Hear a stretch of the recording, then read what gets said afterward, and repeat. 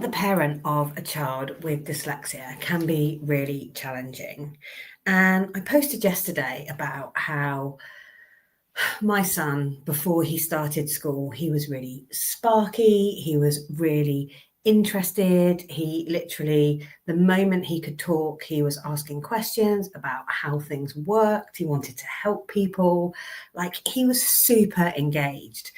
But the minute he started school, it became apparent really, really quickly that his academic progress was not in line with that ability. There was like immediately kind of like a barrier.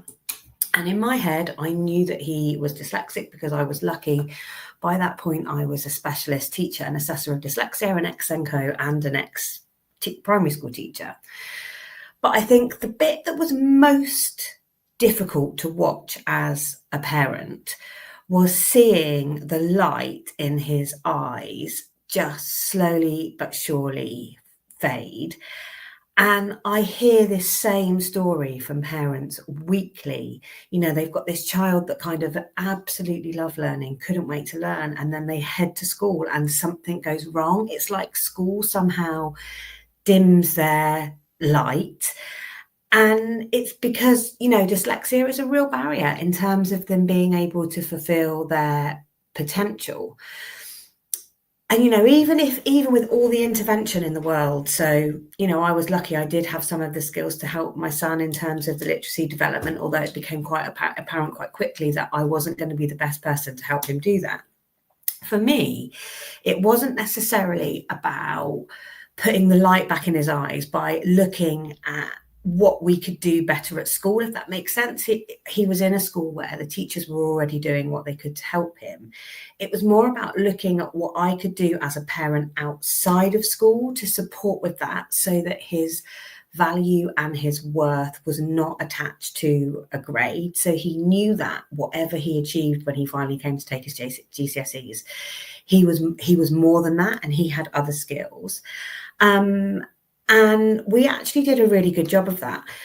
And I think it's an interesting one because, like I say, I hear from parents time and time again, what is the best thing I can do to support my child's dyslexia at home? And the answer is super simple. The answer is build your child's confidence up and put them in the way of success as many times as you can, or you need to try and do as much as you can to counteract the negative experiences of school with successes outside of school, which is often easier said than done. And it wasn't until really recently I realized that actually not everybody knows how to do that. So what I've done off the back of that is I have actually created a kids course, a course for parents to support their children at home. It's not a literacy-based intervention. It's not even really an intervention. It's called I'm Dyslexic, So What? A Young Person's Empowerment Program. And it's all about looking at how we can build on our children experiencing success through literally doing everyday tasks and developing life skills. But through that, looking at how we can link it back to dyslexia so that they can understand their dyslexia better.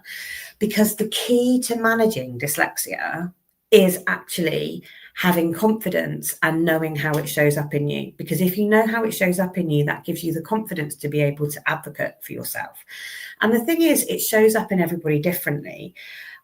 So the program kind of actually helps you work out what your specific barriers are, not using dyslexic terminology, but it just helps you work out. It's a growth mindset program that helps you work out kind of what you found difficult and what you need to do differently.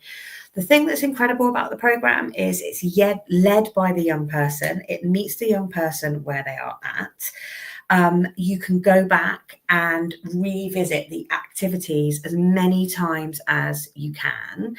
But the idea is it's kind of bottled and put into a program, all of the approaches and all of the strategies that I've used with my own children, not just my son, my daughters as well, and continue to use to support them in their dyslexia not being a barrier to their success. So if you are interested in finding out more about that, please do comment below this post or reach out to me and drop me a DM, because I would really, really love to hear from you.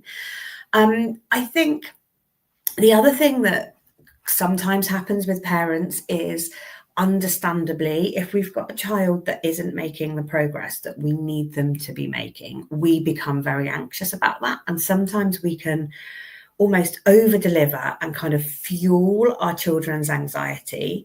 So we need to be really mindful of not projecting our anxiety and worry onto our children, because sometimes they're not aware that they're sort of potentially behind or of their struggles. So I think as parents, we need to be really mindful of that. The other thing is, I just want to, if you're a parent that has got a child that you feel you're feeling a bit hopeless or a bit worried or a bit anxious at the moment, I just want to reassure you it will all be okay. They will get there because they've got you as a parent and you're aware of that. So you will find your way through it. It's about just taking one step, one thing at a time, and not looking too far ahead. Things can change so quickly that, I get it. I can remember my son being in year 5 and thinking he's never going to pass his SATs. If he's not going to pass his SATs, how is he ever going to pass his GCSEs? And actually, I learned that I needed to take a step back, and taking that step back was the most powerful thing I ever did, and kind of nurturing those skills, the music, the things that he was really brilliant at around that was really the key to his success. So parents, if you're in the same situation as me, there is hope, and there will, and they will be okay. They will get there. But yeah, I hope you've enjoyed this little ad hoc live. I didn't do a Friday live this week because I actually went to my daughter's leaving service at school. She left sixth form. It was just incredible. Very emotional. It's not been an easy 2 years for her for whatever reason, but yeah, she survived it, and she was really pleased she survived it. So there was no Friday live this week, but I found myself kind of called to just talk to, even if it's just one person. This video has helped to just pop on and say hi. So have a really great rest of the day, and if you're in the UK, enjoy the bank holiday tomorrow. And I will see you all soon.